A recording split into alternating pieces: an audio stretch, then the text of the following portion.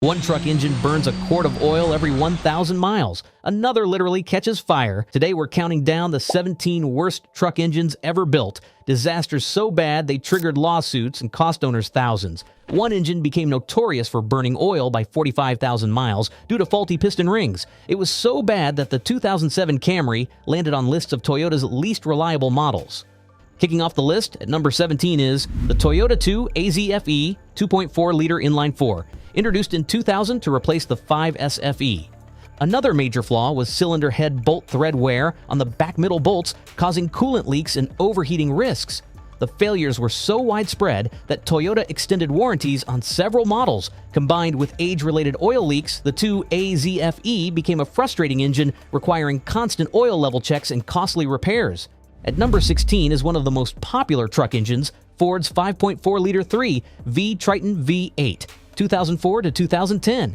Specifically, the problematic 3-valve version has a mixed reputation among enthusiasts and mechanics. It delivers from 295 to 390 horsepower and strong torque, making it popular in trucks.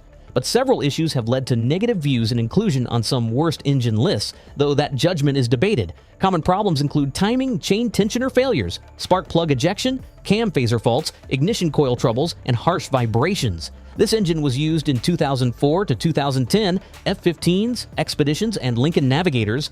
After all, it's hard to call it the worst engine, and with careful maintenance and attention to its common problems, these engines can still perform well for many miles. But ignoring these issues can lead to costly repairs. Next, at number 15 is the Hyundai and Kia Theta 2 2.0-liter and 2.4-liter engines used from 2011 to 2019 across many popular models.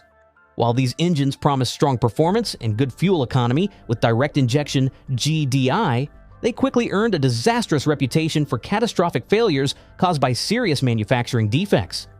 The main issue was improper crankshaft machining, which left metal shavings inside the engine. These fragments restricted oil flow to key components, causing connecting rod bearing failure, knocking, stalling, and full engine seizure, often while driving. The circulating debris led to rapid wear, metallic oil, and complete engine destruction.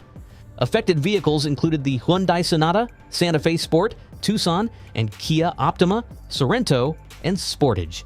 These failures triggered multiple class action lawsuits, NHTSA investigations, and admissions of fault from Hyundai itself. If you're finding this information helpful, don't forget to hit that like button and subscribe.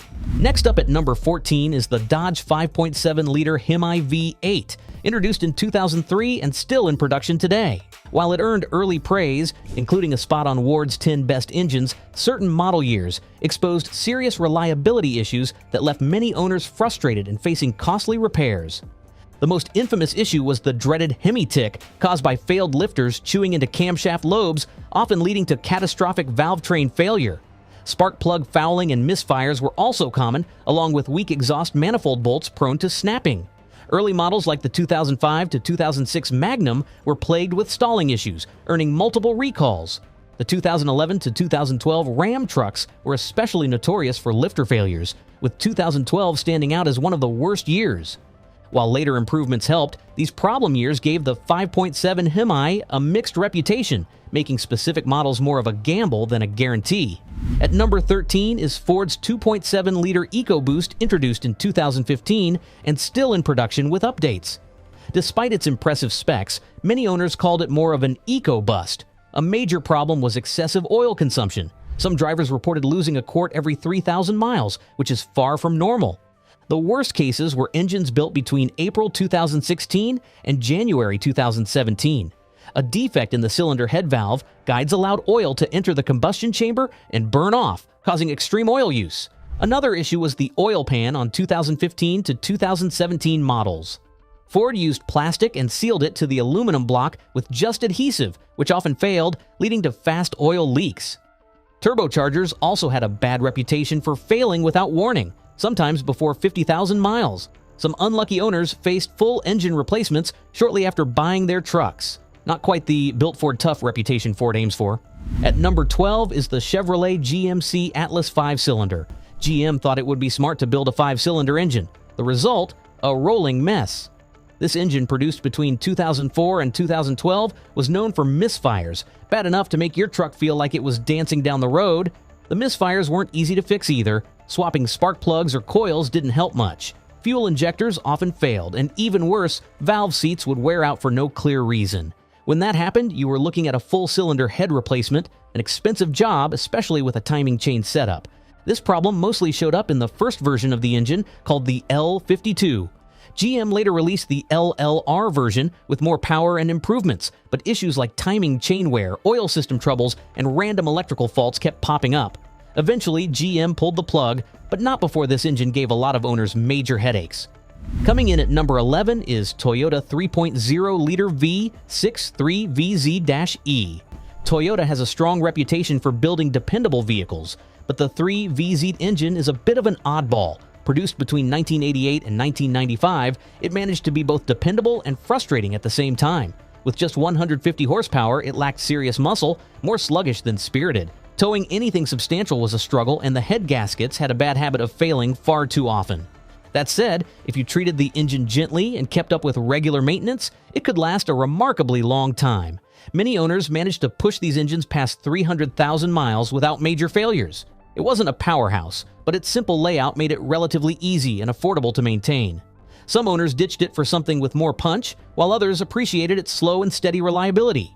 The truck around it was well built, but the 3VZE left many drivers wanting more. Thankfully, Toyota's future engines improved significantly. At number 10 is Ford's 1.0-liter EcoBoost engine, a turbocharged 3-cylinder power plant introduced for fuel efficiency. While it drew early praise, it quickly developed a poor reputation for reliability, with Ford acknowledging serious issues. The biggest flaw was the wet timing belt, which runs in oil and deteriorates over time. As it breaks down, it can clog the oil pump strainer, causing low oil pressure, limp mode, and eventual engine failure. The engine also suffers from severe carbon buildup due to direct injection, leading to misfires and reduced airflow. Common problems include coolant leaks, overheating, and head gasket failures, some resulting in engine fires. Affected vehicles include the Ford EcoSport, Focus, C-Max, and Fiesta.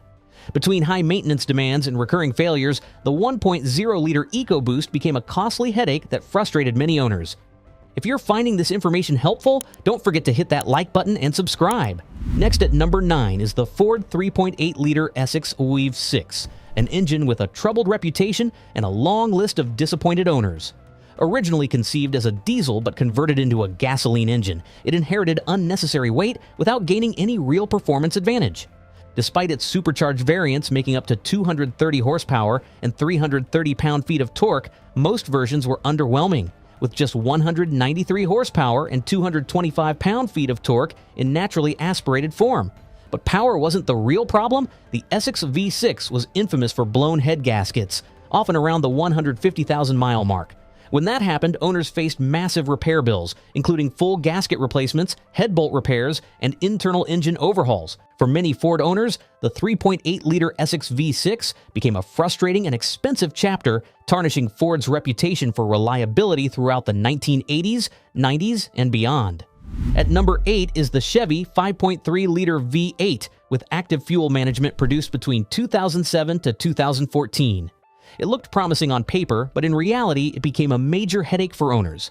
The AFM system, designed to shut off cylinders to save fuel, led to serious issues, most notably excessive oil consumption, with some engines burning a quart every 1,000 miles. A bigger problem was lifter failure. The AFM-specific lifters were prone to collapsing, causing ticking noises, misfires, and in some cases, complete engine failure. Fixing it meant tearing down the engine's top end, which wasn't cheap or easy. Frustrated owners often turned to AFM delete kits just to keep their trucks running reliably. While GM eventually improved the system in later models, the 2007 to 2014 versions earned a reputation for being unreliable and expensive to maintain, proof that chasing fuel economy with half-baked tech can cost more in the long run. At number 7, we've got the Ram 3.0-liter EcoDiesel V6. Launched in 2014, this engine was marketed as a fuel-efficient option for light-duty trucks, promising good torque, great fuel economy, and a smooth ride. At first, it looked like a solid choice. Good power, great mileage, and a comfortable drive. But as time went on, the problems started stacking up. The biggest issue? Engine failure caused by timing chain problems. The timing chain would stretch or even break. The EGR cooler was another weak spot, and the problem was so bad that it led to multiple recalls. Oil consumption was also a headache. Many drivers noticed the engine burning through oil even between regular changes. To make matters worse, the EcoDiesel was caught up in emission scandals, adding more fuel to the fire. This made the engine's reputation even worse, especially since it was still in production until 2023. At number 6, we have Nissan 5.0-liter Cummins V8 Titan XD.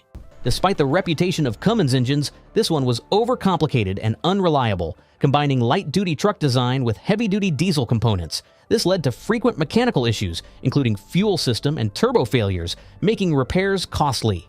It was produced between 2016 and 2019, and while marketed as a diesel powerhouse, it offered only 310 horsepower and 555 pound-feet of torque, which was underwhelming for a 5.0-liter V8. It offered only 310 horsepower and 555 pound-feet of torque, which was underwhelming for a 5.0-liter V8. The engine's failure to compete in the diesel market, coupled with high repair costs and poor sales, led to its discontinuation by 2019. In short, the 5.0-liter Cummins V8 was a costly, underperforming engine that failed to live up to expectations. Coming up at number 5 is the Dodge Ram 4.7-liter V8, produced between 1999 to 2013. It gained a reputation for being unreliable, high maintenance, and underwhelming. It was prone to sludge buildup from poor oil flow, even with regular oil changes, which led to clogged passages and engine failure. Timing chain tensioners were another weak spot, often causing major damage when they failed.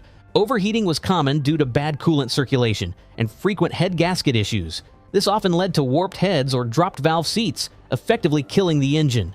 For a V8, performance was mediocre, just okay in bigger trucks and SUVs. Worse yet, the 4.7-liter was a pain to repair. Even basic jobs were time-consuming and costly. A missed oil change or minor coolant problem could destroy the engine, making this one of Dodge's least forgiving and most frustrating V8s. At number 4, we have the Caterpillar C7, produced between 2003 to 2009. It's often seen as one of CAT's biggest misfires. Built to meet early emission standards, it used an EGR system and HEUI injectors, both of which caused constant headaches. Carbon buildup was a major issue, leading to check engine lights, bad fuel economy, and frequent downtime.